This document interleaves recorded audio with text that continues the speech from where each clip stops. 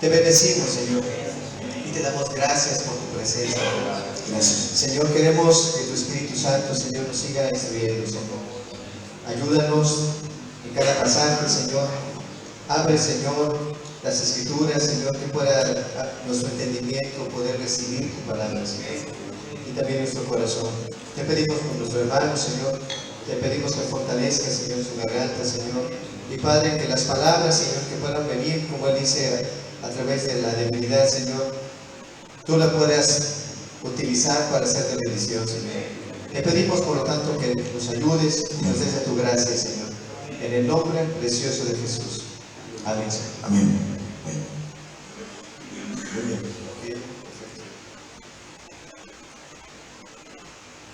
Pues bueno, hermanos, vamos a ir a Timoteo nuevamente. Timoteo capítulo 3. Vamos a aquí ahí. Es el verso. Timoteo capítulo 3, vamos al versículo 4, hermanos.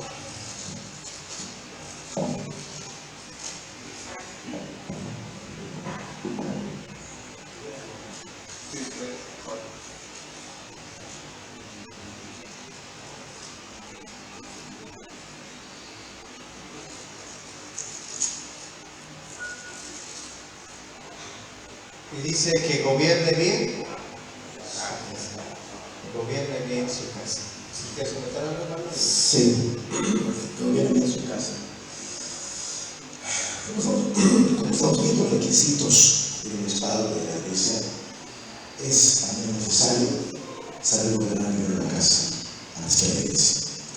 De ahí vimos también el punto de que debe estar casado, de que debe tener familia y que debe estar dirigido a su familia. Antes de enseñar a la iglesia, se supone que uno era responsable de hogar. ¿A quién ministra primero? A su esposa, ¿verdad? ¿A quién enseña primero? A sus hijos. Y esto es muy interesante porque Dios conoce quién tiene este corazón para enseñar. Y no lo conoce con cualquiera que tenga las ganas de ser pastor de la iglesia, sino que lo conoce desde el momento que lo observa cómo vive en su casa.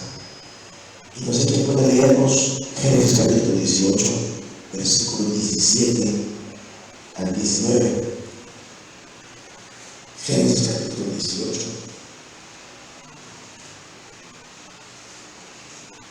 Cualquiera puede leernos, o sea, todos podemos escuchar.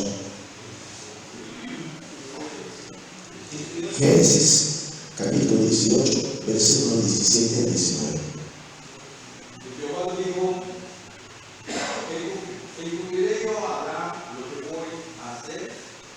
Habiendo de ser Abraham una nación grande y fuerte, y habiendo de ser benditas en él todas las naciones de la tierra, porque yo sé que mandará a sus hijos de su casa después de sí, que guarden el camino de Jehová, haciendo justicia y juicio, para que haga venir Jehová sobre Abraham lo que ha hablado acerca de él. Sí. Lo interesante son las frases que dice Señor, porque yo sé que Abraham va a hacer esto y esto. O sea que va a excluir a sus hijos detrás de sí, a guardar los mandamientos, a hacer su voluntad de Dios. Cuando somos ministros, cuando somos pastores, se supone que nos preocupa aunque las almas estén haciendo la voluntad de Dios, ¿saben? ¿Y cuáles son los primeros frutos? ¿O cuáles son los primeros indicios de que nos interesan las almas? Pues es en nuestra propia casa. Los hijos se pueden portar mal, pero se pueden portar mal a calor del padre, porque el padre es permisivo, porque papá lo permite. Los niños pueden ser muy mal criados por el calor del papá, porque el papá lo permite. No hay niño mal criado que venga por naturaleza mal criado, o sea, hay niño mal criado que venga por naturaleza mal criado. No lo hay, hermanos. Sí, son una hoja en blanco y lo que tú escribes en él es lo que el niño refleja. Es más, los niños, cuando están en una familia donde está papá y mamá, antes de reflejar a la mamá, si la mamá lleva la batuta de la casa, es diferente, pero si mamá es el cuerpo y el papá es la cabeza, esos niños van a reflejar cómo es el papá. ¿Sí? Y si nuestros hijos no son hijos ordenados, hijos obedientes desde muy temprana edad. Desde muy temprana edad. Entonces, significa que ni siquiera nuestra propia casa sabemos instruir, nuestra propia casa sabemos gobernar. Un ejemplo sencillo es este. Las sinagogas de los judíos, a partir de los cuantos años un varoncito era considerado hombre, los 12 años. ¿Sí? Y los 12 años era partícipe de qué? De la sinagoga. A los 12 años nuestros hijos todavía van a la escuela dominical, hermanos. ¿Sí o no? No es que sea pecado, pero a los 12 años un niño judío era considerado varoncito responsable delante de Dios. Mi hijo acaba de cumplir 18 años y de verdad que es una lucha. Todos tienen hijos adolescentes, es una lucha. Y decía mi hijo, bueno, cumplir 18, tienes que sacar tu INE. Pero nada más te quiero preguntar una pregunta, le digo. ¿Desde qué edad te empiezas a tratar como hombre? Le digo. Desde que tienes 18. ¿Desde qué edad quiero que tú seas responsable de tus actos? Al que vas a cumplir 18. Y él dice, no, desde antes. Entonces, nosotros tenemos que aprender aquí a nosotros ser responsables de sus actos. Un niño, cuando tiene discernimiento del bien y del mal, es responsable de sus actos. Un jovencito de 12 años que le ven a sus padres y muere y en el cielo. ¿Ustedes me entienden? ¿Cómo va a ser posible que me preocupe que las almas de la iglesia se vayan al cielo y los de mi propia casa me da igual si no se van al cielo o se van al infierno? Debemos saber cómo gobernar nuestra propia casa. ¿Sí? No la mamá es la que va a gobernar la casa, somos nosotros como hombres. En el día del juicio, si Dios nos va a pedir cuentas por nuestras casas, ¿a quién va a llevar a pedir? ¿A nuestras esposas? Nos va a llevar a nosotros. A nosotros. Nos va a preguntar, ¿qué pasó con tu esposa? ¿Qué pasó con tus hijos? Eso significa que si el hijo peca, el papá también peca. Si el hijo es rebelde, el papá también es rebelde. No, porque los pecados de los hijos no se le imputarán a los padres, ni tampoco los pecados de los padres se le imputan o los hijos es culpable por los pecados. El alma que peque es la que va a morir. Si el padre peca y el hijo se mantiene recto, el hijo vivirá y el padre morirá. Si el padre instruye, estorba al hijo, está enseñándole, está corrigiéndolo, está amándolo, y con todo eso el hijo no se casa, el padre liberará su alma y el hijo se extrañará. ¿Sí estamos de acuerdo? ¿Sí? Si no somos capaces de ejercer la disciplina en nuestro hogar, vamos a ser muy humanistas a la hora que en la iglesia haya que ejercer disciplina. Y a la hora de ejercer disciplina se requiere valor, ¿sí o no? ¿Sí? ¿Quién sería capaz de expulsar a su propio hijo de la iglesia por un pecado? ¿Hay algo considerado? ¿Y qué pasa si te tocara hacerlo? Si te niegas a hacerlo, ¿por qué sería? Y si lo haces, ¿por qué sería? Si lo hacemos, supongamos que Dios vale a nosotros y a nuestros hijos únicos de nuestra fornicación, un pecado de 25. Debería ser disciplinado. Y no estamos teniendo doctrina de cómo se ejerce disciplina. No hemos visto para nada entonces, estudios cómo se ejerce disciplina. No lo hemos visto porque hay una forma de ver disciplina. Pero hay disciplinas obvias que no tienen que ejercerse. Medidas de castigo. Algo de castigo. Pues el padre que ama disciplina te azota que tiene por hijo. De otra manera que sigamos bastardos. Somos hijos de Dios. Como somos hijos de Dios, los que tenemos disciplina, pero Dios guarda, si aún nuestros hijos cometen pecado de fornicación, nuestra fidelidad como obispos, nosotros sin dudarlo, como Abraham, debemos estar dispuestos a entregar las almas para la destrucción de la carne y para que su espíritu sea salvo en el día posterior. ¿Sí se entiende? Y eso será doloroso, será doloroso. Sí va a ser doloroso, pero eso demuestra nuestra fidelidad a Dios nos guarde, que Dios me guarde a mí, porque esto no puede aplicarme, ¿sí? Pero ahí se va a ver si somos fieles, porque si por ser un hijo y cae en pecado, que la sanción, y no lo hago, y yo no lo hago, estoy atentando contra la iglesia, ¿sí o no? Estoy atentando contra la iglesia y estoy pisoteando el ministerio. ¿Por qué tengo que saber gobernar en mi casa? En este caso, ¿qué tenemos que sacar? Esto de gobernar la casa va más allá de gobernarse a uno mismo. Porque todos los puntos que hemos visto, que sea pasivo, que sea amable, que sea penitenciero, que sea hospedador, etc., todo eso lleva a uno mismo, gobernarse a uno mismo, tener dominio de uno mismo.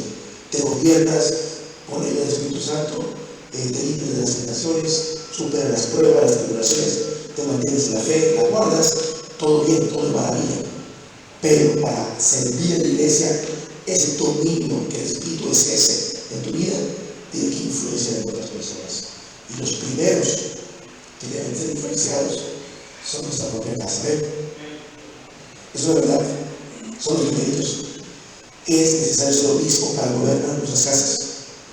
Delante de Dios, todos ahorita somos responsables. No seas pastor de mi iglesia, pero eres pastor de tu casa. ¿Sí? Y eres responsable de tus hijos. Somos responsables de nuestras esposas. Si nuestras esposas tienen un carácter irascible o no están convertidas, vamos a abandonar a nuestras esposas. Tenemos que amar a nuestras esposas a qué extremo, así como Cristo se entregó por ella. O sea que si para Cristo ganar una iglesia tuvo que ser crucificado, clavado y menospreciado para ganar el amor de las almas, porque así conquistó Cristo nuestro corazón ciego. Cristo conquistó nuestro corazón con su evangelio, que debemos ser destruidos, somos muy amados. Ahora, ¿cómo vamos a conquistar una esposa que no está convertida, que todavía no está madura en la fe? ¿Cómo la vamos a conquistar? Nos tenemos que negar, nos tenemos que sufrir, nos tienen que quebrar, nos tienen que cavar, nos tienen que escupir la cara quizás. Y todo es más ofensivo para un hombre que se le falta respeto por su mujer. Es muy ofensivo para un hombre o varón que su propia mujer le falta respeto. Pero ahí se va a demostrar si está nuestra vida con Cristo. Todo hombre que quiera gobernar a la iglesia tiene que gobernar primero de su casa. ¿Sí? Y en Génesis vimos que esto es así. ¿Quién tiene la versión nueva traducción viviente? ¿Alguien tiene versiones bíblicas? Nueva traducción viviente, 1 Timoteo capítulo 3, versículo 4. 1 Timoteo, yo lo tengo acá, se me lo leo. Que nos comentaba hace rato, que se puede comparar, leer la Biblia con otras versiones, pero nos ayuda también al entendimiento. 1 Timoteo 3, verso 4. Debe dirigir bien a su propia familia y que sus hijos le respeten y lo obedezcan. Debe dirigir bien a su familia. ¿No lo estamos viendo? Ok, gracias. Sí. Debe dirigir bien a su familia y que sus hijos le obedezcan. Y lo que la Reina Valera decía que tengan a sus hijos en su nación con toda qué. ¿Cómo los hijos están sujetos a nosotros como padres en la honestidad? No sé, ¿qué podría ser? ¿Cómo un hijo se sujeta a su padre? Con toda honestidad. Delante de Dios, delante de la sociedad, delante de la iglesia. La otra forma sería que sí se sujeta, pero si el papá no está viendo, pero no es honesto al niño porque no es así. Amén. Es como una amenaza. Por lo tener aquí observado. ¿Qué otra forma podría ser?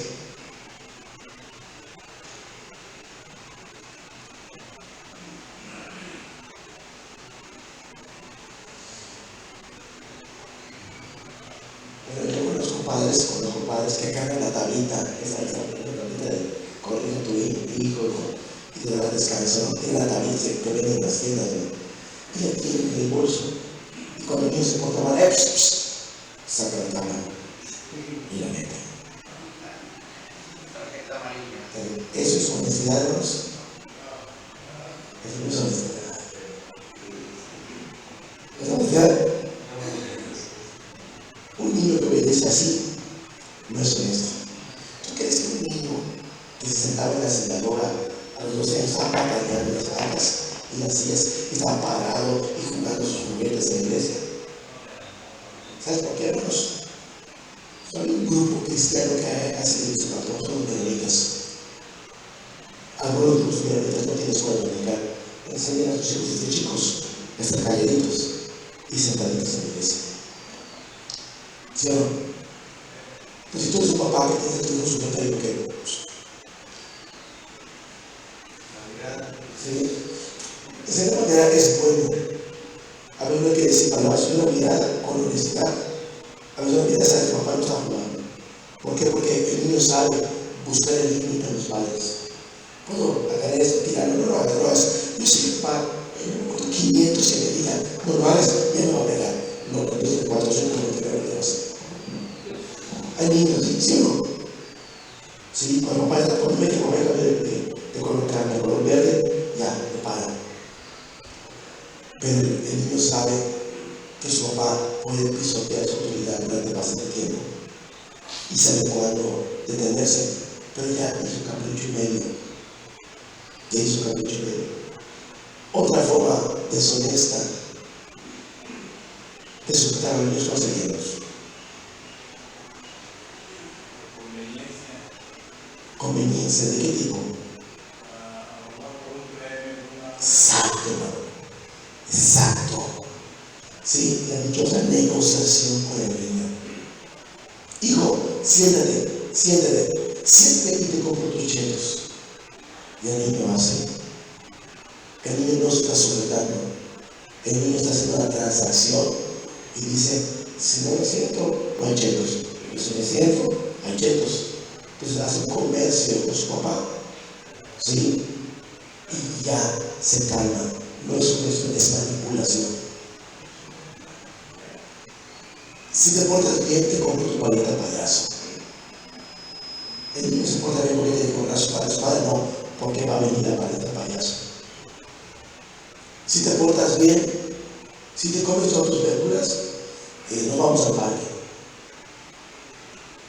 Un adolescente, por favor, por ejemplo, un adolescente, uno de 15 años, hijo, tienes que portarte bien, hijo, échale ganas.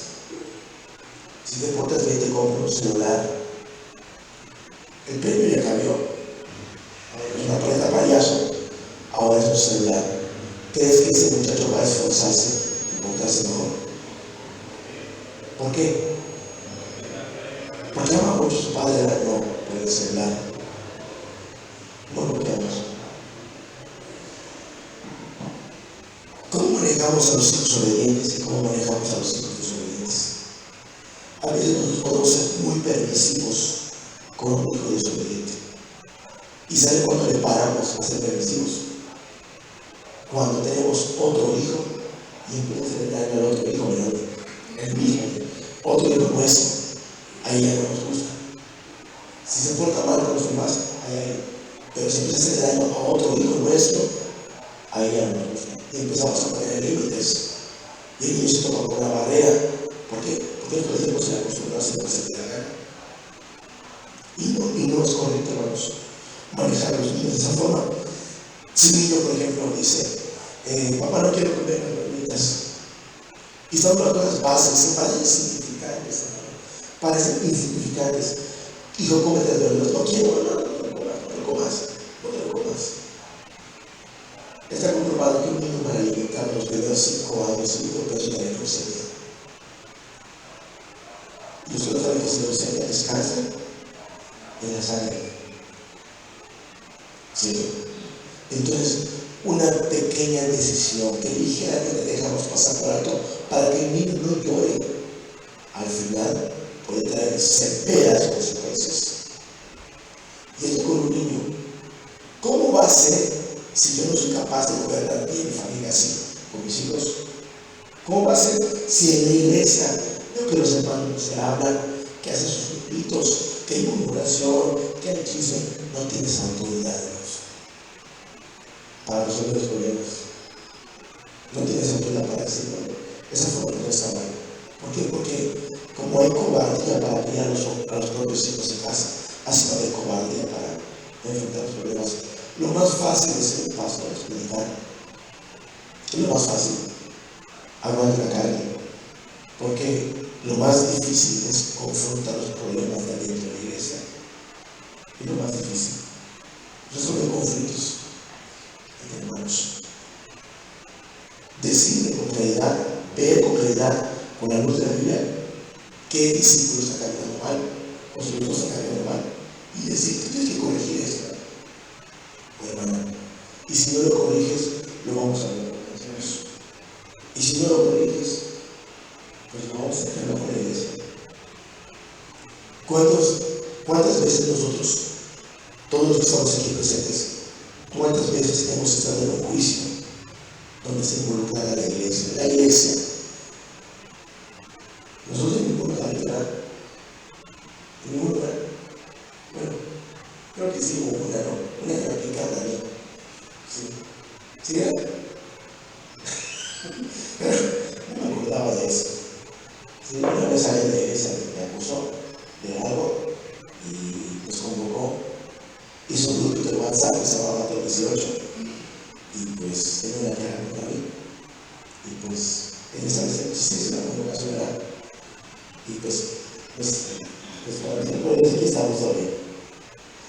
En el caso de que nosotros como ancianos, ejerciendo un juicio por una alma, por un grupo de personas, no hemos llegado a eso. No hemos llegado, no ha sido necesario. Pero no ha sido necesario, ¿por qué? Porque los problemas se han resuelto tratándolo con los hermanos. Hay un problema muy común que hemos visto, no sé si a ustedes les pasa, pero a veces hay problemas en la iglesia. Y está la famosa frase: hay problemas, pero no le digas nada al hermano. No le digas nada al hermano.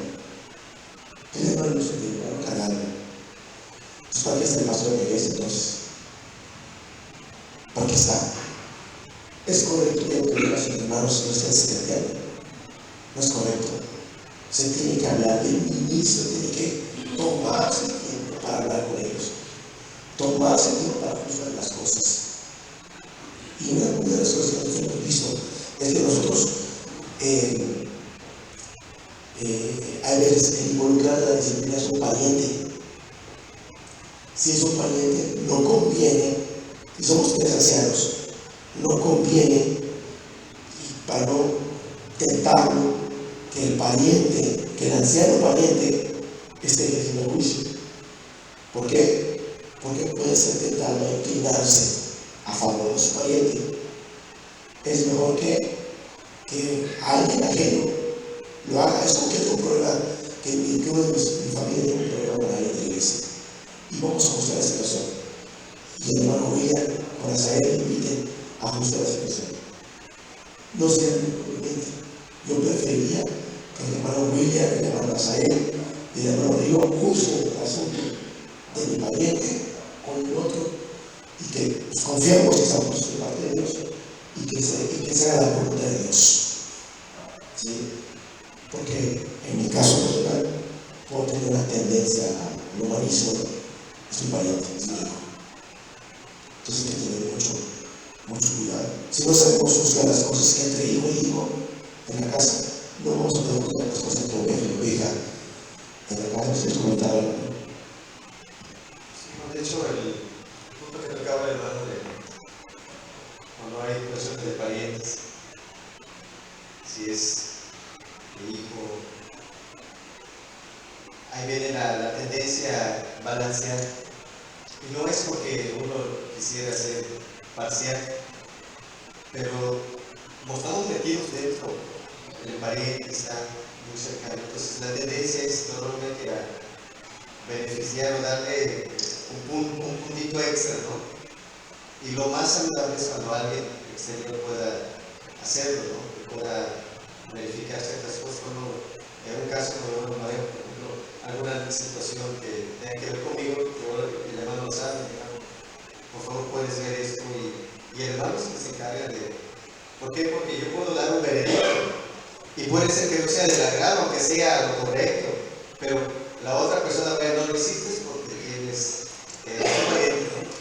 Entonces, pero lo recomendable es que alguien externo pueda hacerlo para que pueda de alguna manera quitarse todo eso y no estorbar la obra, cuando estamos viendo los requisitos, ¿no? Eso puede ser algo que afecte al ministerio, o sea, a lo que Dios quiere para nosotros. Entonces, lo más sano en estos casos es que alguien externo pueda hacerlo. ¿Para qué? Para también guardar, también que veremos viendo un poco más adelante el testimonio. Entonces creo que esa parte también es importante en la iglesia, ¿no?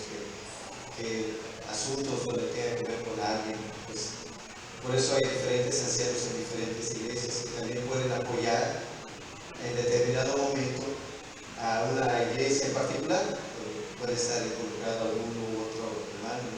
Entonces creo que eso es parte importante y que de alguna manera a lo largo del caminar también, y hablo del hermano Pedro porque hemos estado trabajando a la par también con él, y algunas situaciones en las cuales vemos que la situación está yendo por un rumbo. ¿Sabes qué, hermano? Hay esto, hermano, mira, puedes venir, puedes, ahora sí que no puede ser juez y parte al mismo tiempo, hermano, ven y tú verifica la situación. Y es algo, hermanos, sano, hermanos, porque la obra de Dios se mantiene firme, hermanos, se mantiene firme y no crea esos roces de decir, bueno, el hermano, por ejemplo, el hermano Jorge, pues se fue con su grupo, ¿no? Estaba apoyando a su pariente, sino que se ve la imparcialidad, hermanos. Entonces creo que eso es muy sano en la iglesia, hermanos. ¿Para qué? Para que la obra y el ministerio no sea afectado, hermanos. Y eso es algo que bendice, hermanos, y realmente que cuidemos la parte principal, que no es nuestra persona, hermanos, como se ha venido recalcando, es el ministerio, hermanos, el obispado, la obra de Dios, hermanos. No somos nosotros, no es David, no es hermano Jorge, hermano Madero, es Dios, es lo que Dios dispuso, hermanos. Entonces esa parte, hermanos, es muy importante. Hay algunas dudas por aquí, hermanos. Un hombre que en su cara hay un matriarcado podría gobernar la iglesia. ¿Sí? ¿Qué es un matriarcado? Que se nota que la mujer tiene un dominio sobre su esposo. ¿Sí o no? Lo trae así de. Entonces hay un problema. Es importante tener en cuenta esto. Si en el matrimonio del ministro hay un problema que no se resuelve, como es el ministro, solo él lo va a atender. Como son problemas de matrimonios, se quedan entre nosotros, pero es un problema que se está creciendo, se está aumentando y no se llega a ninguna solución. Se quedan más allá. Es lo mismo, aplica lo mismo.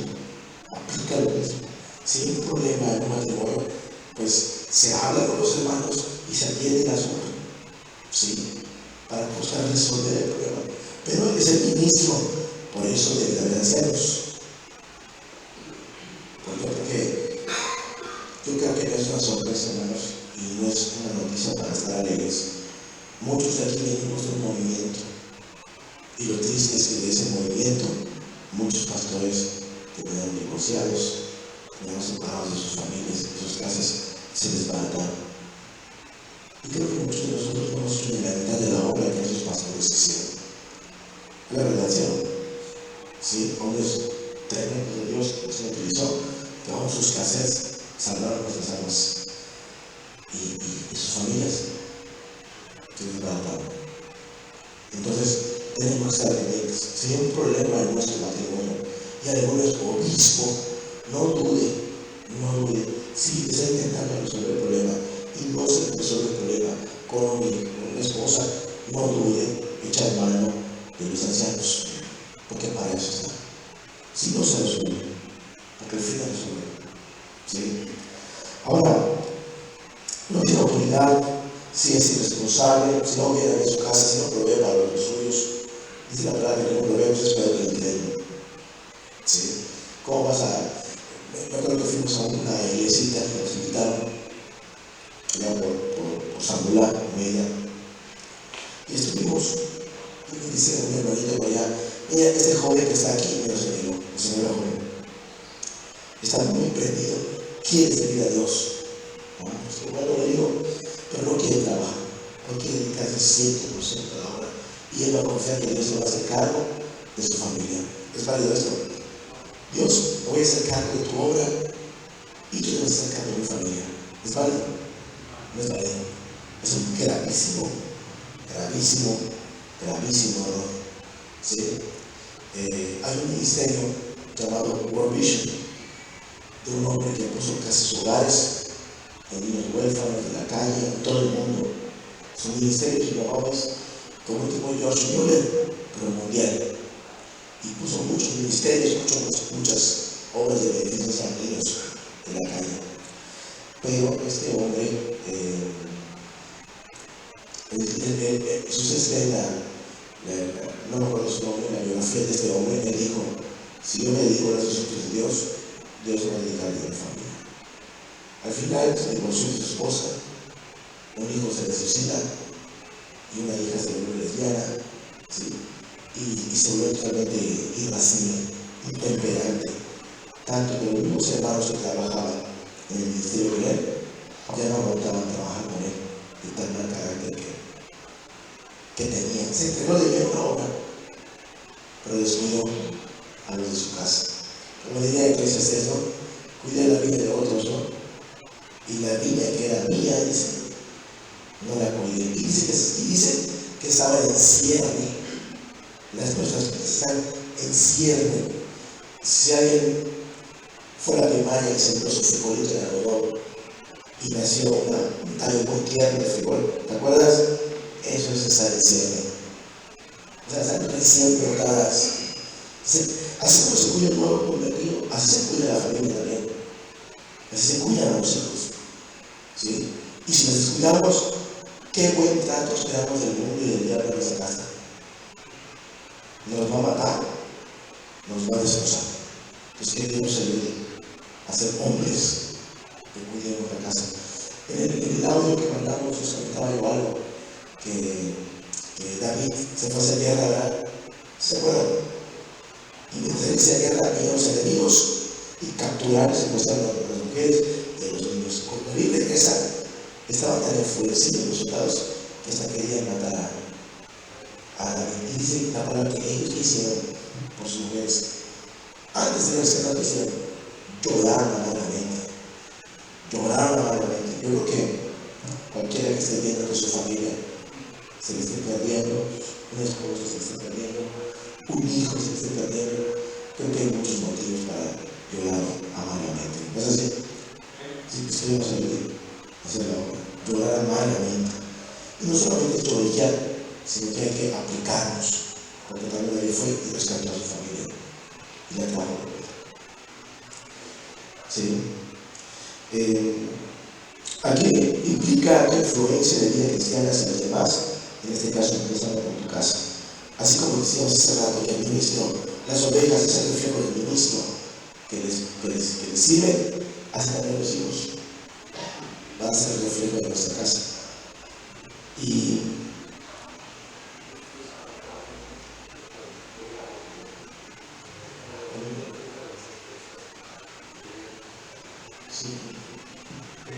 quisiera comentar algo también que es importante para el gobierno de la casa. Es cierto, como predicadores a veces se requiere tiempo en la obra, tiempo para ir por acá. Y lo que no se puede hacer es descuidar la casa.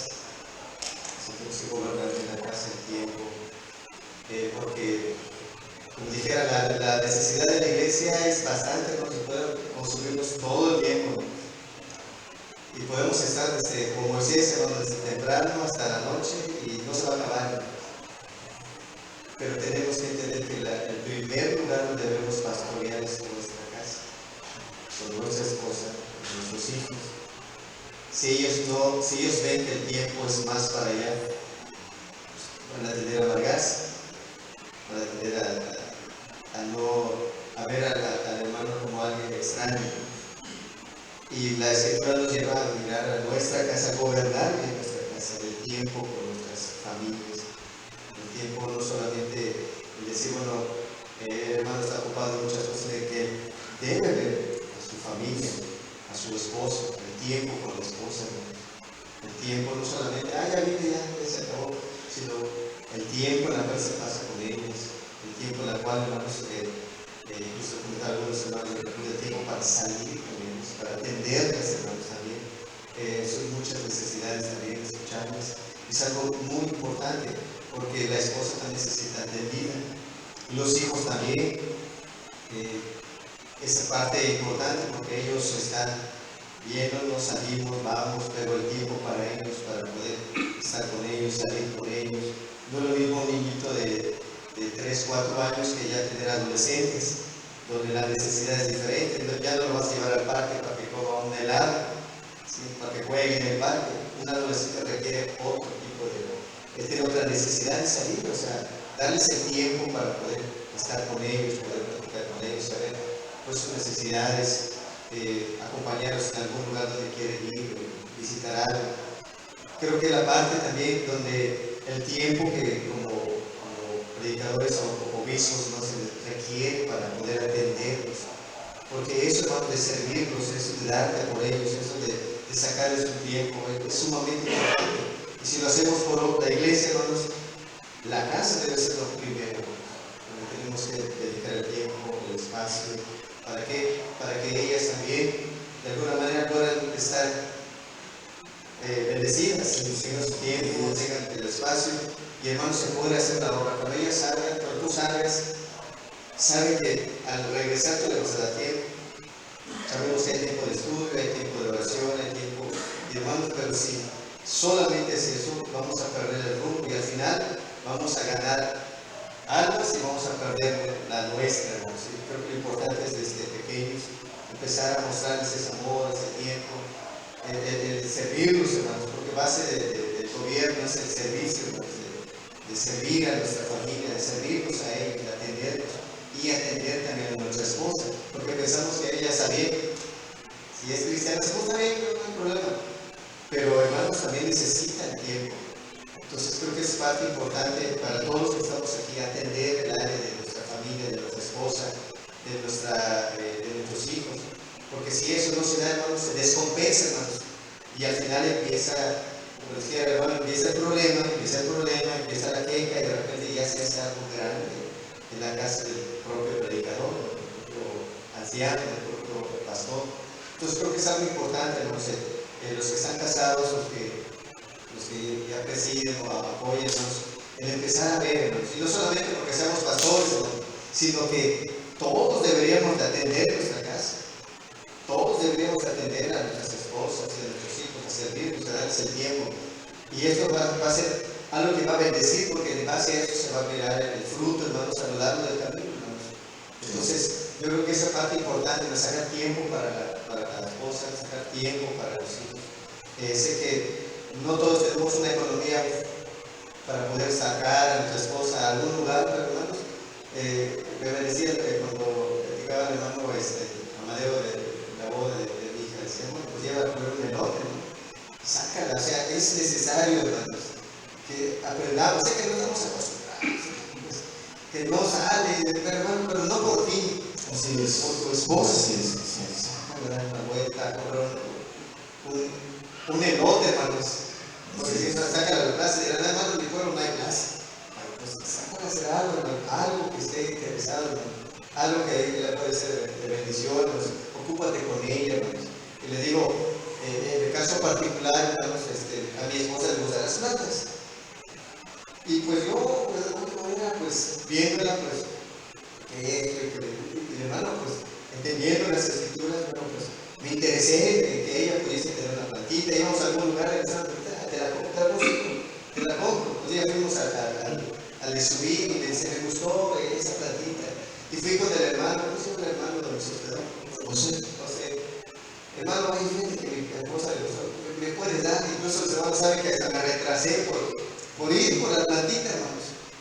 Y ella está muy contenta, hermanos. Y entonces, oye, mira que vi esta planta, bueno, pues vamos a tratar de conseguir, hermano, darles el tiempo, acomodarles, ponerle esto, mira aquí, colgarles esto, hermanos. Son detalles, hermanos, de tiempo que se pasa con la familia, con la esposa. Quizá no es para salir a ir a un restaurante lujoso, pero es algo, hermanos, que se está haciendo a favor de la esposa. Y eso bendice, las bendice. Y cuando sales, hay una bendición, hermanos, que está ahí, están las paz, está la tranquilidad, que están atendidas, hermanos. Entonces yo creo que esa es la parte importante. Y los hijos también, hermanos. Con los hijos también de repente van creciendo. Yo tengo ya hijos grandes y hijos pequeños, hay que balancear, pero de repente la mayor quiere una cosa, las chicas quieren una, y entonces tratamos de balancear, hermanos. Entonces se los comparto, no porque, ay, hermano, pero hermanos, si algo hemos aprendido, he aprendido del hermano Madero, de cosas, o del hermano Jorge que me bendice, es el trato, la bendición que se tiene con la esposa. Entonces, creo que es algo que todos podemos hacer, no solamente los pastores, pero cada uno podemos trabajar en eso. Y de verdad, hermano, a veces estamos trabajando en eso y viene el llamado de Dios, pero ya tienes esa parte, Y eso es algo que bendice a la mayoría que estamos aquí, hermano, para prepararnos, para mirar a nuestra casa. Y si Dios te hace un llamado, ya estás avanzado, hermano, ¿no? Ya Dios anticipó muchas cosas. Entonces, eso quería comentar. Sí, gracias. Pues creo que está muy claro, ¿no? Está muy claro. Sí, está muy claro. Creo que es bueno, creo que es el trabajo principal. El hermano Washer decía algo muy fuerte. El hermano Washer decía algo muy fuerte, que si está en un barco y se hundía ese barco solo podía salvar a uno entre su esposa y su hijo. Y se salvaría a su esposa, dice. Sí, qué fuerte, ¿no? Pero es la verdad, antes de que lleguen los hijos, llegó nuestra esposa.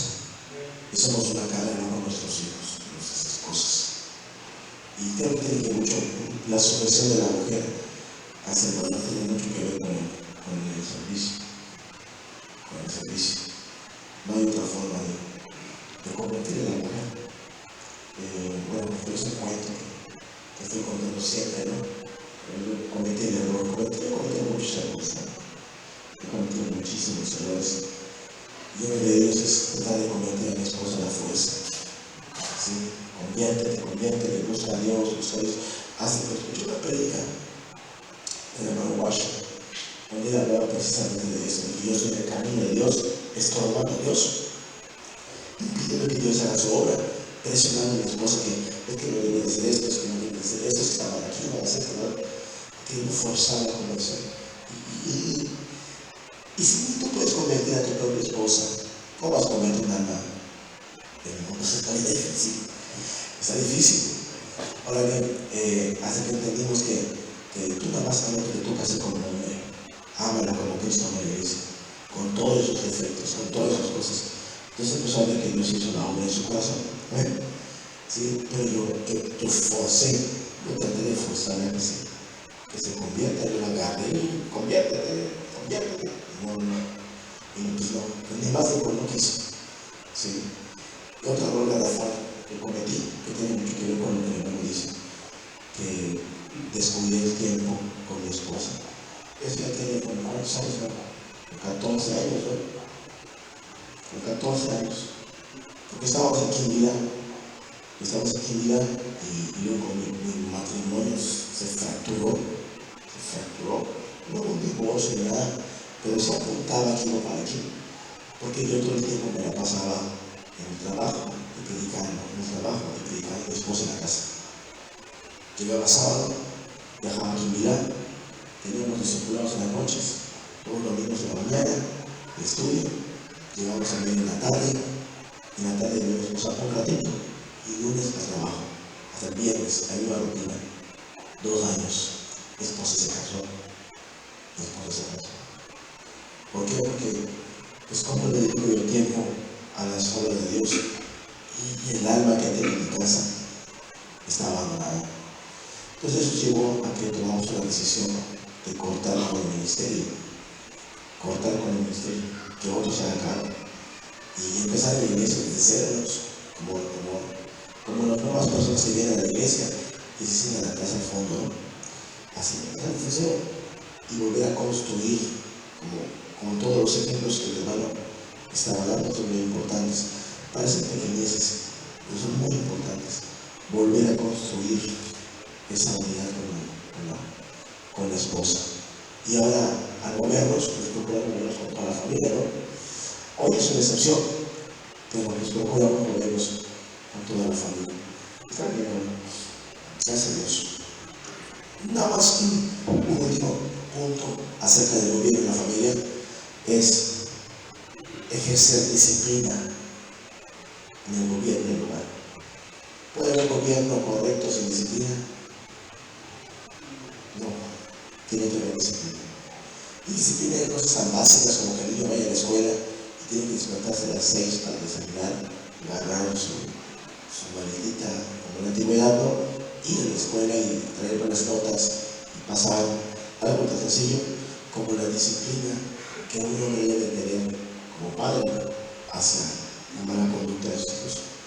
Así como yo tengo que cumplir sus tareas cotidianas, lávate tus calcetines, tus zapatitos, ordénalos, dobla tu sabanita, etcétera, recoge tus juguetes que usas, juguetes que recoges. ¿Sí? No pegues, no insultes, no rayes la pared. Y son cosas que un niño no puede hacer. No es agradable ver a un niño llegar a la casa y poner las paredes de la casa ajena y nadie le dice nada porque el niño es hiperactivo. Son tonterías. O sea, uno lo instruye para que eso no pase. Pero el problema de muchos papás es que les da mucho trabajo ejercer la disciplina. ¿Ejercer disciplina qué es? Que cuando un niño o una niña se porta mal, no hay castigo. Yo estoy hablando específicamente de qué castigo. El castigo físico, el castigo de la varita, la necesaria, la suficiente, solo para corregir, no para destruir, como dice la Biblia. Corrige tu hijo, no te presiones a destruirlo. Solo lo necesario. ¿Sí? Y una cosa que es verdad, hermanos, que un ministro con hijos berrinchudos es muy mal ejemplo. ¿Sí o no? Es muy mal ejemplo. Con hijos berrinchudos, voluntariosos, ariscos, groseros, es muy mal ejemplo.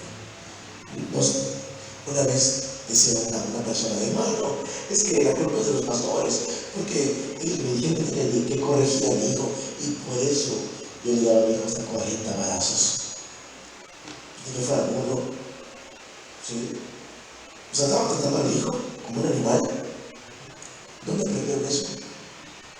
También el niño está todo controlado, está todo traumado el chamaco. Y lo tiene sujeto, pero esa solución no es honesta. No es honesta. ¿Por qué? Porque está maltratado. Un niño maltratado no está bien.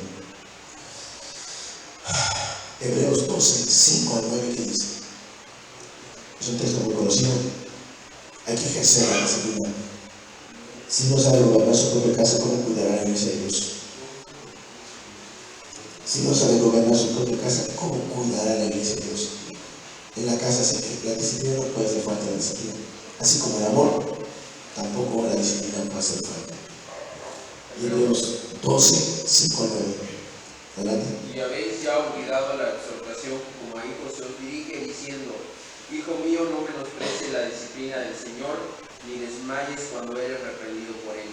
Porque el Señor al que ama disciplina y azota a todo el que recibe por hijo. Si soportáis la disciplina, Dios os trata como a hijos. ¿Por qué? ¿Qué hijo es aquel a quien el Padre no disciplina? Pero si se os deja sin disciplina, de la cual todos han sido participantes, entonces sois bastardos y no hijos. Por otra parte, tuvimos a nuestros padres terrenales que nos disciplinaban y los veneraban. ¿Por qué no obedeceremos mucho mejor al Padre de los Espíritus y viviremos? Y aquellos ciertamente por pocos días nos disciplinaban como a ellos les parecía, pero para lo que nos es provechoso, para que participemos de su santidad. Es verdad que ninguna disciplina al presente parece ser causa de gozo, sino de tristeza, pero después da fruto apacible de justicia a los que en ella han sido ejercitados. Por lo cual levantad las manos caídas y las rodillas para rezar. Gracias. Muy bien. ¿Cuántos de aquí nos tocó ser disciplinados por nuestros padres?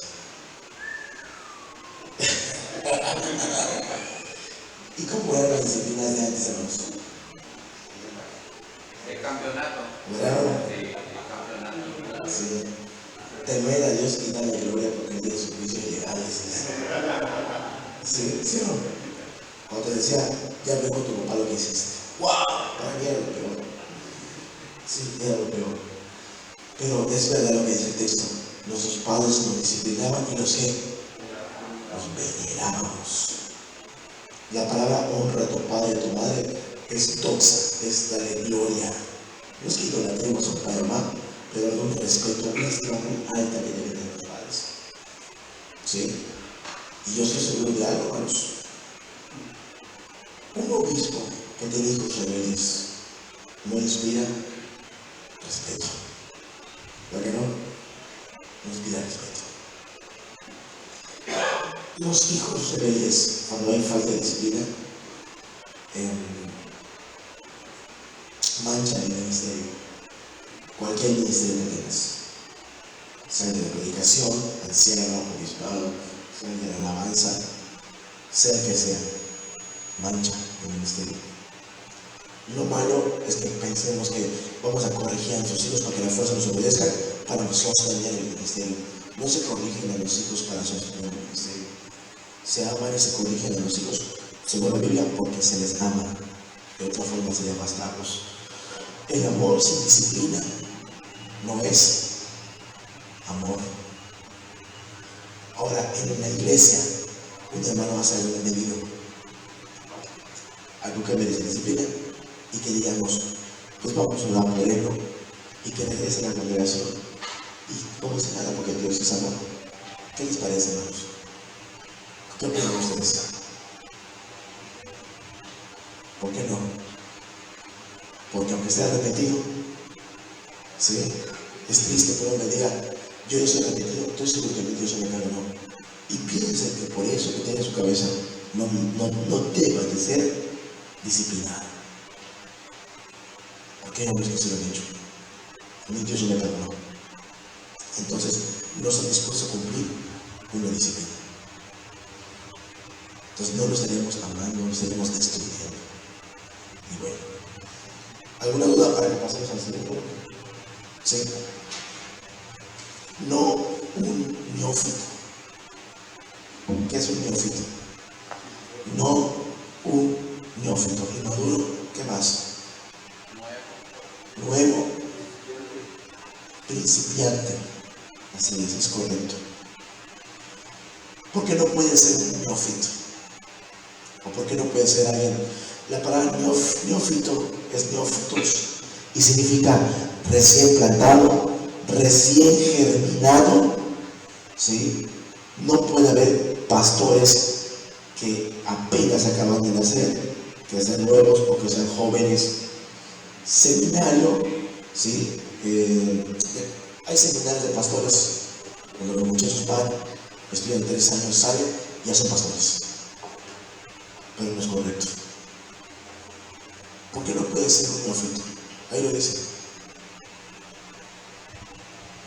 Haga de cuenta que uno de mis hijos tiene virtudes y lo vamos a hacer pastor. Podría ser un colaborador, pero él está sujeto a pastores. Amén. Podría colaborar, pero él está sujeto a pastores. Hoy en día la religión maquila pastores. Usted sabe que es la maquilación, la maquiladora. ¿Sí? Hacen camisas. Uno corta, el otro costura las mangas, el otro costura el cuello, otro lo arma, otro pone botones y listo. Y viene la producción. Una fábrica. Entonces, muchachos, mandamos a nuestros hijos al seminario, toman sus teologías sistemática, exégesis, teología en divinidades, salen de la escuela y ya son pastores. Y ellos son eficientes para el ministerio. ¿Por qué no? Si tienen conocimiento.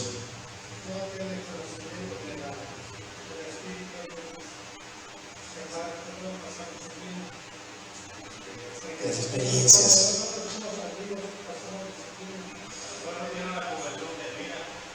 También, a lo mejor no tiene una conversión genuina, y eso sí es verdad. A veces ni siquiera están convertidos, y ya les digo el título. No pasan por experiencias, ¿sí? Por tribulaciones. Muchas veces el obrero de Dios es forjado en muchas pruebas. Y después de que es forjado en muchas pruebas, hay veces, o mejor muchas veces, al ser forjado en muchas pruebas, sin pensar que en el futuro va a ser un pastor o un predicador, él está transformado y Dios le hace un llamado. ¿Sí? ¿Lo creen o no lo creen? Hay pruebas para el pastorado, hay pruebas duras, difíciles. El apóstol Pablo dice, sé vivir ¿qué? En la abundancia, y también se pasa la escasez. Y eso es una de las pruebas. Pero una cosa es verdad, un muchacho o un recién convertido, ¿qué luchas tiene? ¿Qué luchas tiene? ¿Qué victorias han obtenido? No, pues mi lucha fue hace 3 años quemarme las pestañas y obtuve mi diploma. Eso no sirve para el ministerio. Es muy endeble. Estoy diciendo que cuando los jóvenes no puedan servir, pueden servir, y como estamos diciendo, tienen que estar cubiertos, porque Dios va a formar sus corazones. Pablo, ¿qué le decía a Timoteo? ¿Sí? Porque Pablo decía a Timoteo, se comporta como un soldado, ¿no? ¿Sí? Milita, sufre penalidades como buen soldado de Jesucristo. O sea que Pablo fue llamado al ministerio, y Pablo en esa formación iba a sufrir mucho ejerciendo en el ministerio. Se supone que Timoteo fue mártir en Efeso. Sí, se supone, ¿no? Fue mártir en Efeso. En la segunda carta de Timoteo, que más bien parece un testamento del apóstol Pablo, que fue la última carta que escribió, son las últimas recomendaciones para saber hacer bien la obra del ministerio.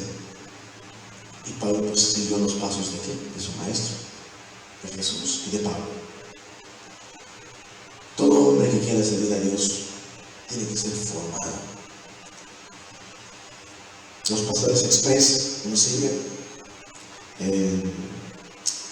El hombre sin experiencias no puede ser utilizado. Hijos jóvenes recién convertidos tienen un gran problema, y es la falta de la sujeción. La falta de la sujeción es un gran problema. Se hinchan. José, para ser el segundo de Faraón, pasó muchas penas. Pero si José hubiera brincado de la casa de Abraham a ser el segundo de Faraón, quizás no hubiera sido un excelente líder como lo fue. Tuvo que pasar por muchas dificultades. Entonces, bueno, hay una historia de un hermano que se llama Josué de León, que ellos tienen un seminario un poco radical para formar pastores, porque ese seminario se preocupaba de formar pastores que resistan las pruebas, no solamente de aprender teología, sino que tienen que hacer pruebas duras, tienen que irse, viajar, pasar hambres, dormir en el piso. Y una vez decidieron cavar un hueco. ¿Alguien escuchado esa predicación que dio? Estaban cavando un hueco porque sus maestros de evangelismo dijeron, haz un hueco. Y era día de lluvia. Y él pues se sujetó y vio ese hueco. Entonces el hueco está lloviendo, está mojado, y empieza a pasar en su mente, ¿qué tengo yo que estar metido en este hueco de tierra, escarbando, lo dice? Porque él recordaba que él estaba estudiando para médico, cardiólogo, ¿verdad? Y tenía muy buenas notas. Y él podría estar el primero en ganar el cardiólogo. Y estando ahí humillado, escucha como Dios le habla y dice, es que así te quiero ver, dice. Así te quiero ver, humillado. Así te quiero ver, que te quebrantes. Si él entendía de que Dios que estaba forjando, perdón por la palabra, no, estaba forjando a un gatito o a un niño de sala, ni malo, lo estaba formando en un hombre. ¿Sí? En un hombre que puede recibir, porque la iglesia necesita hombres, hermanos, no niños, hombres, no parvulitos, no jovencitos, necesita hombres. Ustedes son jóvenes, ¿qué Dios quiere con ustedes? Ok, gracias con los jóvenes, amén. Amén. Son cuántos jóvenes, son 5 jóvenes. 6 jóvenes, uno más acá. Somos 7, hermano. Somos 7. Pero no me había fijado.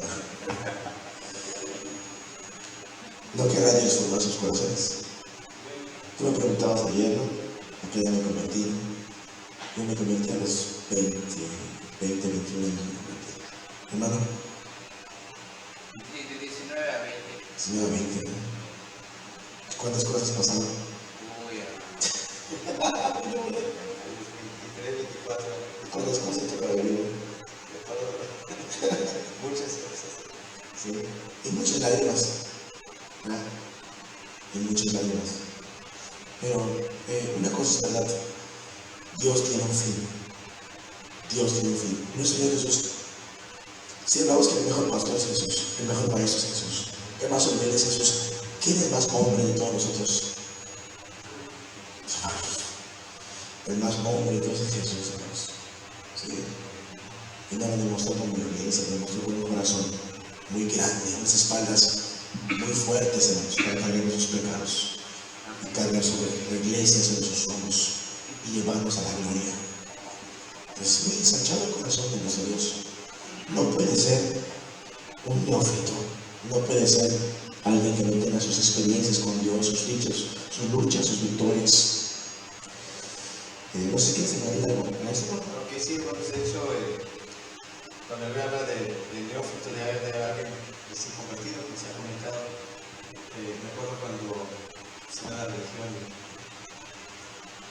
y iba yo al seminario de San Pablo, algunos conocimientos. Había muchas personas que se habían inscrito, pero el detalle es que algunos lo veían no para formarse para el pastorado, sino como un negocio. Entonces, el pastor que me ministraba de ejemplo en la religión me dijo: mira, te voy a decir una cosa, no todos los que están entrando al seminario, todos tienen un llamado. Así que no te vayas ahora sí que para que lo podamos hacer, no te vas a tropezar si ves a alguno que está en otra cosa. Yo pensaba, decía, ¿cómo entonces se va a formar? ¿Cómo se va a hacer? Si ellos solamente van a perder el tiempo, o sea, como para tener una licenciatura, ahora sí, como una profesión. Entonces, hermano, no es, todos tenemos una profesión, ¿no? Es decir, para lucrativa, como la decía el hermano Kashmuna, Manolado, entonces, hermanos, es un camino para servir a Cristo. Cristo va formando nuestro carácter, Cristo va formando nuestra vida, a través de las muchas dificultades, pero en cada una de ellas va formando algo en nuestro corazón, algo va a ir formando en nuestro carácter. Bueno, no es lo mismo tener un conocimiento del seminario a que tengas un carácter, porque el carácter, muchas veces pensamos que vemos a una persona que de mal genio decimos que tiene un mal carácter, pero realmente no es el principio del carácter, no es eso. El carácter no es este genio. El carácter, hermanos, de acuerdo a las escrituras, es paciencia, con una paciencia, que tenga un carácter, hermanos, es tener carácter. Porque uno puede tener conocimiento, pero no tiene el carácter, no es impaciente. Un joven se puede impacientar de que no se dan las cosas. ¿Sí? Pero alguien que ya, hermano, ha sido tratado con muchas dificultades, es paciente, ¿no? Sabe entender las cosas o analizar las cosas para ver el punto y aquí y ver todas las partes para que uno pueda hacer las cosas. Pero un joven puede ser muy arrebatado en sus decisiones por la falta de experiencia, por la falta de situaciones a lo largo de la vida. Entonces creo que eso es algo importante, porque si un joven llega a ser pastor, es cierto, lo van a rescatar porque es pastor, pero hay muchas cosas que pueden equivocarse, ¿no? Entonces el anhelo de Dios al dejar estos requisitos es que la iglesia no esté a prueba, ¿no? O sea, como que vamos a probar, sino que realmente esté caminando, ¿no? Yo creo que es el anhelo y el propósito que la iglesia avance, hermanos, no que esté a modo de prueba, ¿no? Sino que esté avanzando, claramente siendo ya instruido por las escrituras. Entonces por eso creo que es necesario no solamente a tener conocimiento, sino que Dios va llevando a través de las muchas dificultades a probar nuestro corazón, a ver si realmente tenemos ese corazón. Entonces creo que es la parte que dice que no es neófito. Sí, así es. No, un neófito es una prohibición para el hispano, no puede ser un neófito. Ahora también, el hecho de que digan no neófito también significa que Dios está cuidando a los neófitos. ¿Sí o no? Para que nadie se espante, el neófito no es una grosería, no es un insulto. Simplemente significa alguien recién convertido, recién plantado o inmaduro. ¿Sí?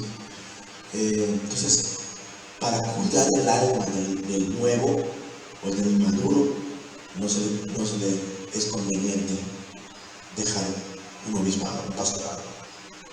¿Sí? Se le cuida a su alma, es por amor a su alma. Ahora bien, nuestro Señor Jesucristo, Él vino al mundo y aún siendo Dios, dice que Él se volvió obediente hasta la muerte y muerte de cruz. Él aprendió obediencia. ¿Por qué dice la Biblia que Jesús aprendió obediencia? Jesús es Dios. Pero ¿cómo que Jesús aprendió? ¿No lo sabe todo? ¿Por qué dice que Él aprendió obediencia? Porque en la vida humana que Él tuvo en la tierra, hermanos, Él sometió toda la voluntad de su ser a la voluntad plena de Dios. Y ese es el ejemplo que todos nosotros debemos seguir. Dominar y gobernar nuestro ser carnal y ponerlo al servicio de Dios, a su santidad, a su servicio. ¿Sí? Y si Jesús mismo se humilló y se sujetó a toda voluntad del Padre, un hombre que es nuevo va a ser tentado a la insujeción, a no someterse, a no obedecer.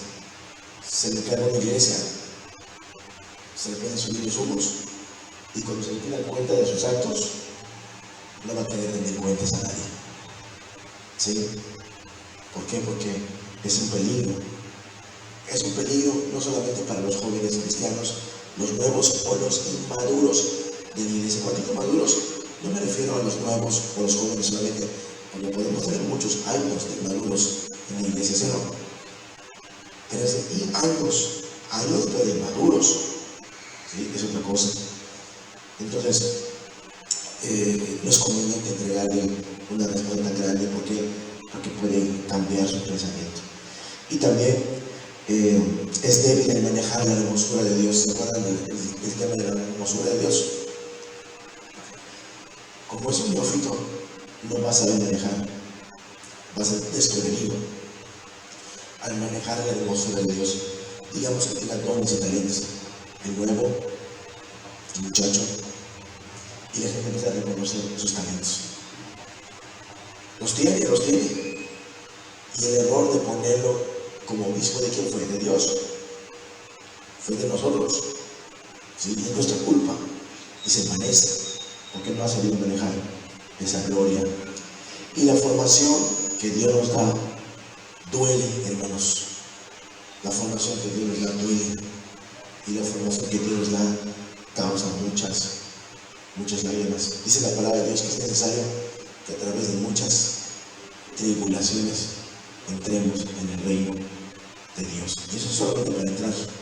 ¿Sí?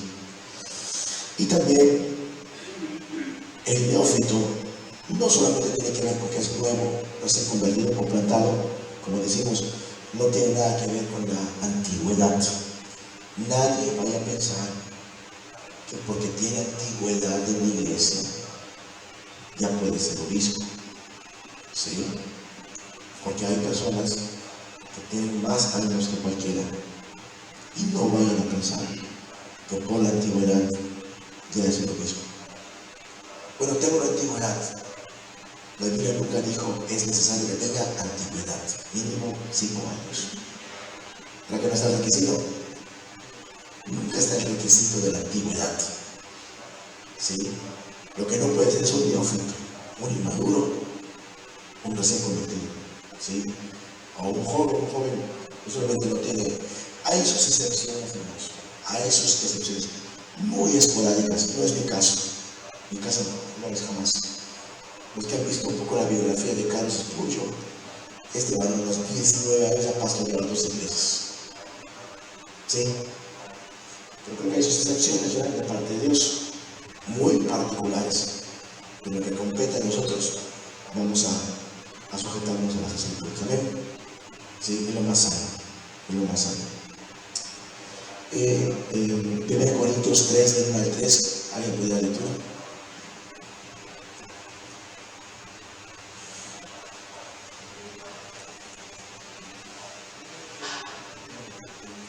Primera Corintios 3, del 1 al 3.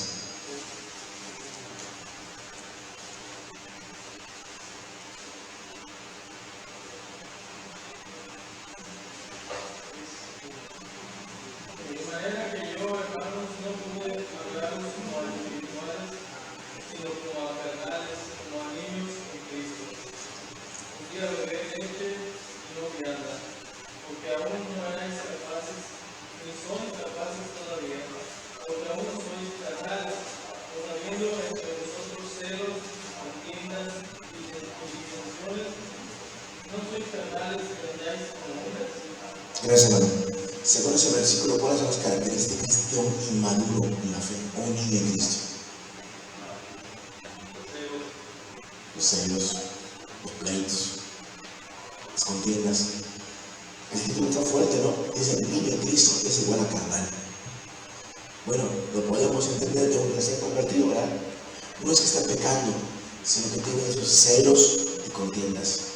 ¿Sí? Alguien que no sé, no quiero entrar en debate, ¿no? Pero que diga: mi hermano polaco, en vez de venir con camisa de manga larga, vino con playera con polo, ¿no? Sí. Aún dice Romanos 14 que hay que recibir al débil en la fe, pero no para qué. 14 de Romanos, pero no para contender en cuestiones de opinión, dice. Sí, bueno, sí, disculpe, hermano, voy a cambiar la camisa, listo. Sí, pero una persona que es contenciosa, que no tiene, se inclina a favoritismos de hermanos, que es tu pastor, está demostrando que es inmaduro, que no es capaz todavía de recibir alimento sólido. Entonces, por lo mismo de que es incapaz, aunque es niño, y como vimos en Hebreos al principio, debiendo ser ya maestros, ¿califica para pastor? No califica para pastor. Entonces, no tiene nada que ver con la antigüedad. Entonces, cuando Dios va formando un hombre, cuando Dios va cocinando en el horno donde meten las piezas de barro a un hombre, dice la Biblia que hay vasos de honra y hay vasos de deshonra. ¿Sí? Entonces, creo que un vaso de honra de parte de Dios es uno que está bien formado. ¿Por quién? Pues por el Señor, como Él lo quiere, lo mete en el fuego y está listo ese recipiente para el servicio de su pueblo. Pero un mal vaso va a traer desgracias dentro de la congregación. Lo peor que puede pasar en la iglesia es que tenga un ministro que esté generando pleitos y contiendas, pecados y malas decisiones, una imprudencia, y eso solo habla de la falta de experiencia en hacerlo. Es curioso que el neófito esté junto con el que sepa gobernar su casa. Es curioso, ¿verdad? Punto que un hombre joven, recién casado, con su esposa y su hijo, puede ser pastor. Tiene familia, tiene esposo, tiene hijo. ¿Podría ser pastor? No. Pero si, por ejemplo, hizo soltería de 10 años, Soltería de 10 años. no lo digo. Por ejemplo, hay hermanos que están casados, no tienen hijos. Ah, ok, bien. Pero no tienen hijos. Sí, podría ser, porque su casa no es solamente, una casa no está completa con hijos. Una casa, desde que estás unido a una mujer, tú ya tienes un hogar. ¿Sí o no? Sí. Desde que tenemos una mujer, pues el hombre deja a su padre o su madre, se une, no dice mujer, hijos, dice se une a su mujer, ya está, ¿no? Pero si estamos hablando de un muchachito, por ejemplo, se casa a los 20, tiene su hijo a los 21, se convirtió a los 20, a los 19. No, o sea, cumple con la familia, pero el punto del neófito, ahí sí, eso es distinto. Tiene 10 años de estar en Cristo. ¿Y cuánto no queremos los hermanos que nuestros jóvenes entreguen sus fuerzas a Cristo? ¿Sí o no? Que tengan su juventud en Cristo. Y es bueno eso, ¿no? Y confía que Dios le va a dar su futura esposa. Pues usted cuando tenga a su esposa, estoy seguro que si tienes a tu esposa, Dios no te va a dar una esposa, una monedita, una felicidad de la vuelta de tu casa. ¿Sí? ¿Sí o no? Dios es bueno, te va a dar una mujer que ame a Dios y juntos para glorificar a Dios. Amén. Amén. Sí, y ahí ya verán, ya sabrán después lo que Dios quiere hacer con ellos. La condenación del diablo allá en el cielo, ¿se acuerdan? Por su soberbia, por su hermosura. ¿Cuál fue su castigo? Más para afuera, desechado. El segundo pecado de Satanás, al menos el que entendemos en nuestras Biblias, fue contra Adán y Eva, ¿se acuerdan?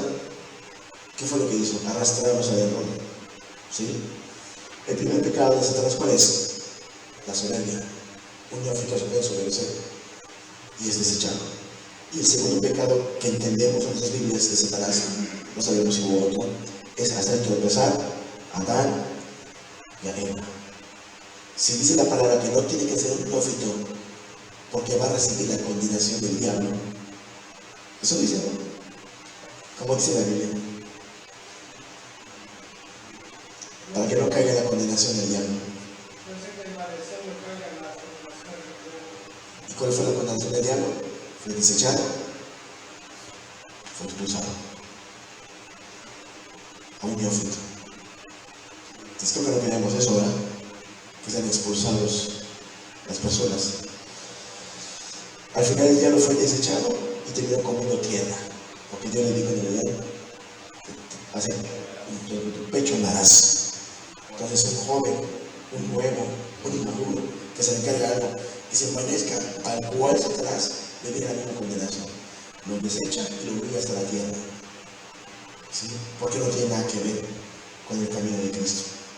Satanás es orgullo, soberbia, altivez, dominar. El Cristo que dice despojar, negación, humillación. ¿Sí? El otro busca conquistar la fuerza, el otro conquista corazones con su amor. Yo creo que por ahí los hermanos. Y no sé qué es como más bueno.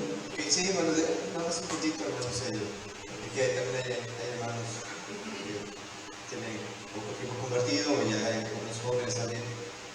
No es que Dios no quiera usar, sino que Dios quiere guardar el corazón. Por eso no se pone en ese caso, a hacer un obispo para guardar precisamente su corazón. Dios no quiere que ninguno se pierda, hermanos. Y si parece que tiene que cuidar tu corazón, te va a cuidar. No, es que hermano, mira, pero a veces hay que, hermanos, ministrarlos, ayudarlos, para que puedan ir creciendo hasta que ya ellos puedan, ahora sí que llenando los requisitos, hacerlo, ¿no? ¿Sí? Porque hay jóvenes que no, pues ya voy a ser obispo, ya tengo tanto tiempo, pero creo que el punto, el anhelo del Espíritu es cuidar nuestro corazón, sobre todo aquellos que son nuevos o tienen poco tiempo, hermano, o que anhelan el obispado, hermano. Dios anhela cuidar tu corazón. Y no es que como dijera, hermano, hace 5 años, 10 años, pero sí es algo, hermanos, que cuando lo comprendes, dice Dios, forma mi corazón para yo serte útil, más útil, Señor. ¿Sí? Entonces, hay un árbol que va creciendo, pues no da fruto, ahora sí que luego, sino que va a crecer, va a fortalecerse, y tiene su proceso, ¿no? El árbol, hasta que ya da un buen fruto. Entonces, y creo que eso es, como decía el hermano, las primicias, cuando los jóvenes que están aquí, de verdad, que caminen y que cuiden su corazón. Hermanos, Dios es fiel, Dios es bueno. Y quizá algunos llame de aquí, de los que estamos aquí, para su obra, hermanos. Entonces, creo que ese es como decía, el anhelo obispado, ¿no? O sea, está el anhelo. Pero Señor, cuida mi corazón, ayúdame, quiero servirte, Señor. No es el momento, pero tampoco me voy a desesperar, Señor, voy a estar en ese sentido, guardando mi corazón hasta que tú lo decidas. Entonces creo que eso es lo que quería comentarles. No es que para desánimo, no, hermanos. Entonces, algunos dicen, no, pues yo no califico porque yo soy nuevo. Y no, hermanos, sino que está el anhelo. Si está en el anhelo de ti, gloria a Dios, hermanos. Sí, que Dios vaya formando tu corazón hasta que Él ya lo diga, sabes que mira, ya está listo. Y es que es Dios que llama, hermanos. Es Dios que llama a la obra, hermanos. Es el que nos trae, no es el hermano, no soy yo, no es el hermano. Es el Espíritu Santo. Allá en el libro de los Hechos dice que estaban ministrando y Él llamó a Pablo, a Bernabé para la obra, hermanos. Y así el Espíritu Santo va llamando, hermanos, viendo el corazón, por ejemplo, de Pablo y de Bernabé, hermanos, que no luego fueron llamados para la obra, hermanos. Ellos estuvieron ministrando, estuvieron incluso Pablo, hermanos, dice en el libro de Gálatas que fue después de su conversión, estuvo en Arabia, hermanos, durante 3 años. Luego regresó y fue a Jerusalén y estuvo con los discípulos, hermanos, estuvo allá con ellos. Y después de eso viaja a otro lugar y a servir, hermanos, hasta que en Antioquía, hermanos, estando allá los hermanos, estando orando y ministrando, es que es llamado, hermanos. Sabemos que la escritura de Damasco luego empezó a predicar y vemos que como que no pasó tiempo, hermanos, pero realmente un tiempo en el cual Dios formó el corazón también de Pablo, hermanos. Entonces yo creo que el anhelo de Dios para todos, son jóvenes también, Dios quiere formar el corazón, hermanos, hasta que ya al punto de que diga ya está listo para la obra a la cual le ha llamado. Entonces, hermanos, ya estará listo y la obra va a ser bendecida, va a ser bendecida. Sí, yo creo que todo el que quiera servir a Dios, solito Dios pone el servicio en su camino, ¿sí o no? ¿Sí? Lo pone en tu camino. Como hace cuando lo buscas, ¿no? Dice la palabra, ¿cómo un neófito puede aspirar al obispado? Pues como dice la escritura, siendo fiel en lo poquito que se le cargue, siendo fiel. En la antigüedad había mucho de grabar CDs. Y le encargas a un joven, oye joven, grábate los CDs, etcétera, que estén pendientes, que estén completos. Le encargas ese trabajo y lo hace bien. Entonces, ¿a quién está siendo fiel? ¿Al hermano que se lo encarga o a Dios? Está siendo fiel a Dios que se lo encarga. Se le encarga otra cosa y lo hace. ¿Sí? Y se le prueba en su corazón, se le prueba su sujeción. Todos esos aspectos de su vida, Dios va teniendo en cuenta. Y mientras más fiel sea en lo poco, Dios le puede delegar cosas más, con mayor peso, con mayor responsabilidad. Y si a Dios le place, el día de mañana, solito, sin buscarlo, Dios te encarga tu primera obra. ¿Sí? Te encarga tu primera obra. Y si es la bondad de Dios, le añade una, y le añade otra, y le añade otra. De hecho, la palabra dice que Dios añade a la iglesia los que son salvos.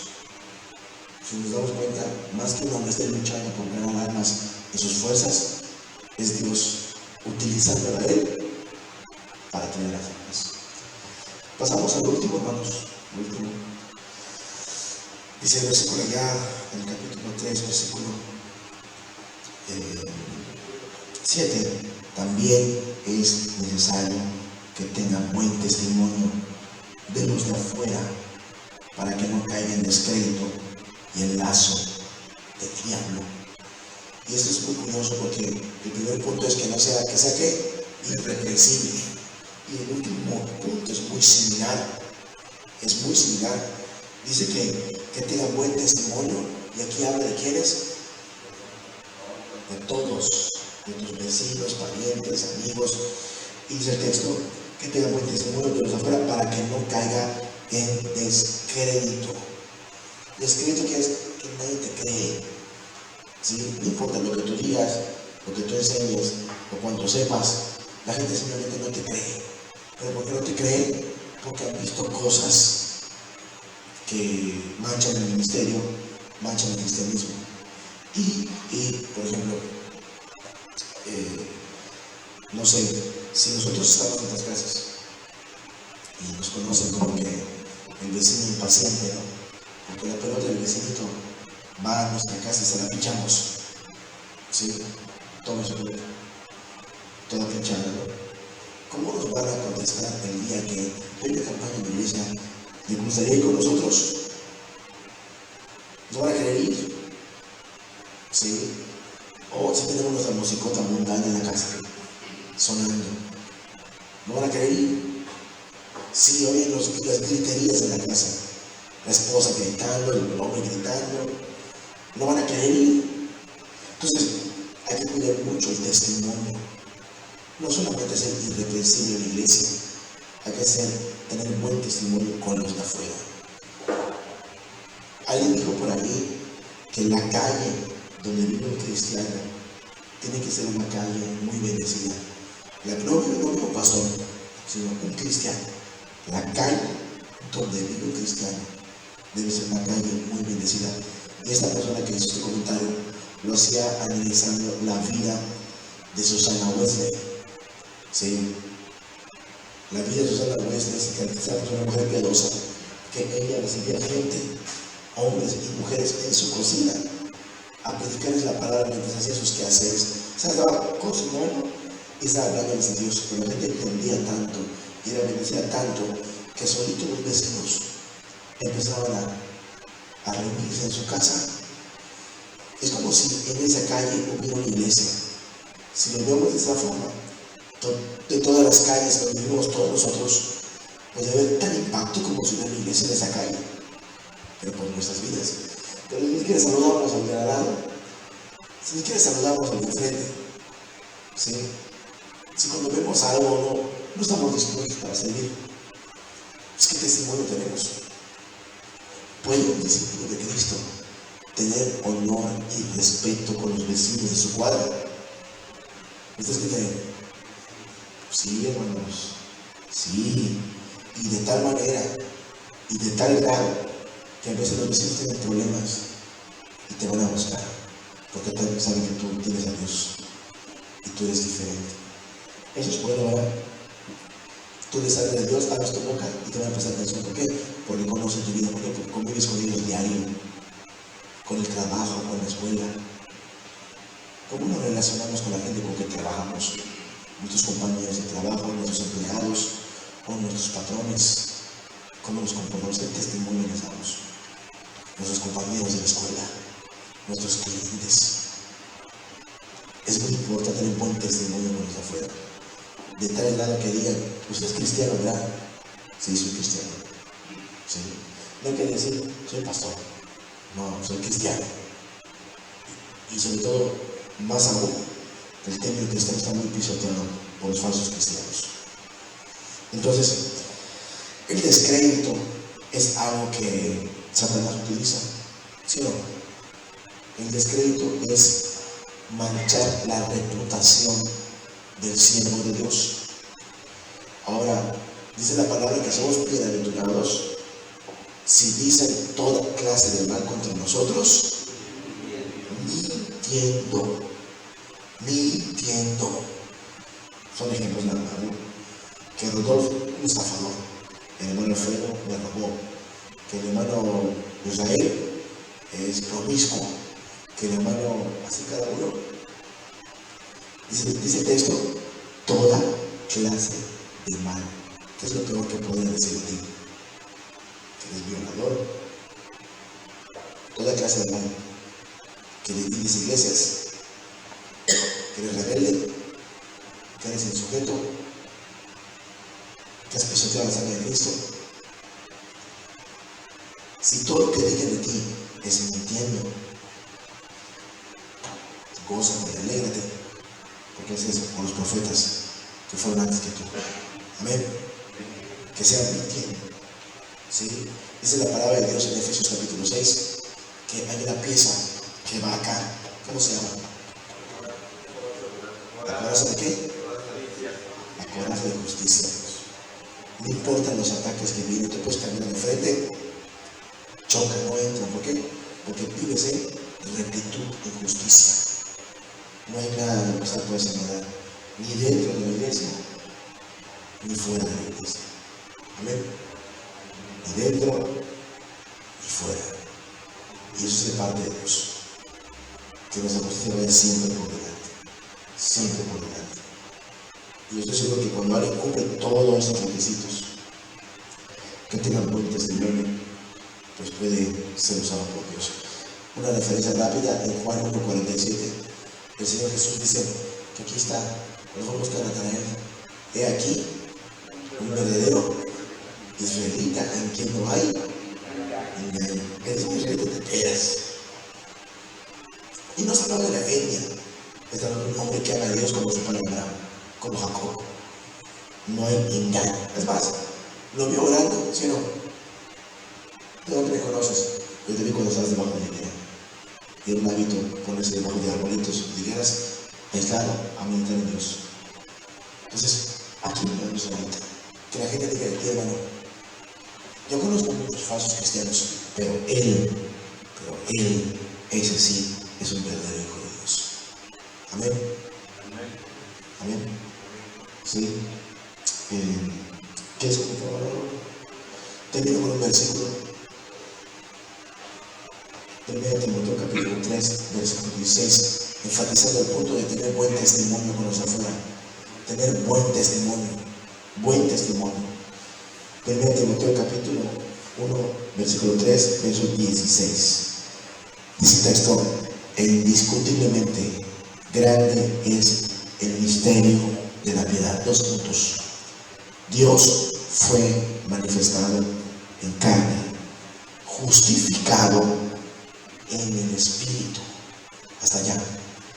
Grande es el misterio de la piedad. ¿Sí? Se ha revelado la piedad y es grande. Y dice una verdad acerca del Evangelio. Dios fue manifestado en carne. Jesús es Dios. ¿Amén? El énfasis aquí está, que dice que Jesús fue justificado en el Espíritu. ¿Qué entendemos hablando de Cristo cuando dice que Él fue justificado en el Espíritu? ¿O de qué se le necesita justificar a Jesús?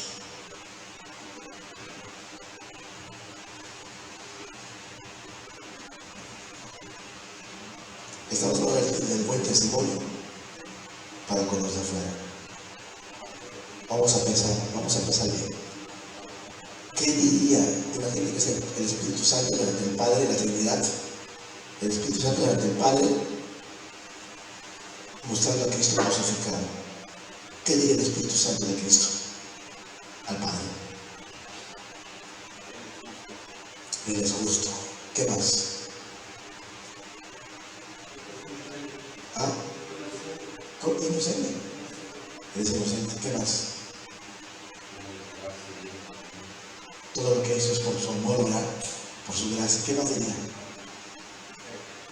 Está en la cruz. Y dice la palabra que fue castigado como ¿qué? Como malhechor. Fue castigado como varón de dolor experimental y quebranto. Como dice Isaías, ¿no? Lo tuvieron por azotado, por afligido de Dios y por abatido. O sea, hay gente que pasó y vio a Jesús, Dios lo castigó. ¿Quién sabe qué habrá hecho? Mas Él murió por nuestras transgresiones, morido por los pecados. ¿Qué testimonio del Espíritu de Cristo? Él es recto, Él es justo, Él es perfecto. Él no está allí por sus pecados. Él está allí por los pecados del otro. ¿Sí? Y todo testimonio que recibe Dios de Cristo es positivo. ¿Qué testimonio nos da ahora el Espíritu Santo, Cristo y el hombre? ¿Qué nos dirá el Espíritu Santo? No es lo mismo. Él está ahí por ti. Él está ahí por ti. Él se entregó por ti. Él está ahí por tus pecados. Eres tú el que te acusado, pero Él te amó y se entregó por ti. Si estamos hablando del buen testimonio de los de afuera, hermano, justificado en el Espíritu, ¿quién puede acusar a los escogidos de Dios, hermanos? Si tienes buen testimonio, ¿quién puede señalarte? A tal punto que cuando la gente de afuera te vea padeciendo algo que aparente es malo, puedes decir, a lo mejor es por otra cosa, porque yo conozco muy bien a esa persona. Amén. ¿Sí? Y que el Espíritu hoy día está padeciendo, pero por la verdad, está padeciendo, pero por amor a la gente, está padeciendo. El testimonio del Espíritu Santo tiene mucho peso, hermanos. Tiene mucho peso. Y hay que cuidar muy bien nuestro testimonio. ¿Sí? Si este hombre no cuida su testimonio, dice al final que cae en descrédito y cae en el lazo del diablo. El que se tiene por lazo se tiene por trampa. ¿Sí? Una trampa. ¿Qué es la trampa con los animalitos? ¿Sabes cómo se llama el animal? ¡Guas! Queda atrapado y ya no puede correr con libertad. Un obispo o siervo que tenga mal testimonio por los afuera es un siervo inútil, porque nada de lo que haga va a servir, porque su mal testimonio lo inutiliza. ¿Se entiende? Lo inutiliza. En cambio, si tenemos un buen testimonio, eso da mucho poder. A ese lado. ¿Ven? Por partes todos. Creo que esta es la parte también que culmina Pablo cuando explica acerca de un buen testimonio también dentro de la iglesia, pero también considerando también a los de afuera, el servicio, el amor. Había un testimonio que me decía, de un hermano que tenía varios hijos, 5 o 6 hijos, y en esa cuadra donde vivía, los vecinos lo conocían y él decía pues, lo que necesita estamos para servir, lo que necesites, y la gente lo conocía como el pastor de muchos hijos. Y cuando uno de los vecinos tuvo necesidad, el pastor tuvo que salir e irse y había otro hermano. Este vecino llega a casa de donde vivía el pastor, golpea y pregunta por él. No lo conozco, dice, no sabe que tiene muchos hijos. Pero él me dijo, cuando yo necesitara algo, yo viniera. Y él decía, yo tengo una necesidad. Hay una enfermedad aquí, el hermano no está el hermano. Pero no importa. Ahorita vemos cómo te llevamos. Y hice una llamada con unos hermanos que eran médicos y pudieron atender a la persona. Eso, hermanos, quieres o no, eso que la vecina de Manuel hermano le decía, si tú necesitas algo, abrió puertas para buscarlo. No era parte de la iglesia, quizás nunca fue a la comunidad, pero esa puerta que se abre es para que algún vecino pueda llegar, ahora sí seamos accesibles a que los vecinos puedan venir. Entonces yo creo que eso es algo importante para todo cristiano, un buen testimonio. Pero cuando hablamos de lo que Pablo estaba diciendo, un buen testimonio de los de afuera pueden ver responsables, comprometidos, los sirven, los atienden. Y cuando tienen necesidades, te buscan. No te buscan. Podemos hablar de muchos testimonios donde las personas, incluso que saben que eres cristiano, no pastor cristiano, estás en su círculo y de repente alguien insulta y saben que eres cristiano. Perdón. No es, hermanos, que estás a cada rato diciéndole, sino que esa influencia, hermanos, ese testimonio, abarca a los de afuera, hermanos, y que hay temor en ellos también, hermanos. Entonces, creo que eso los lleva a que cuando tengan una necesidad, te busquen. En verdad, a un servidor me tocó, yo decía, no, que soy, esto es, no, hermanos, trabajando, el testimonio, el servicio y todo. Al final, cuando tenía necesidades, no iban con él, que salía a las parrandas, a las fiestas. Venían y, oye, mira, pasa esto y esto y esto y esto. Te buscan. Y eso es testimonio. Incluso llegó al propio jefe, llevaron a escuchar palabras a los compañeros del trabajo. Y no porque le decía yo soy eso, ¿no? Sino que el servicio, hermanos, el testimonio que se da. Entonces yo creo que esa parte es importante para todos, no solamente para los ancianos o para los obispos, sino que es algo para todos, hermanos. Un buen testimonio. Creo que es parte primordial para cada cristiano, dar un buen testimonio para los de afuera, hermanos. Entonces eso, hermano, quería comentar. Pues si pasamos a lo que sigue. Sí, preguntas acerca de, como decía el hermano Manuel, preguntas acerca de lo que tengas relacionado a lo que se ha visto, hermanos. Entonces, para que no nos vayamos a preguntar, como decía el hermano, acerca de que si el rapto viene, que si la iglesia se va antes o después. Entonces, vamos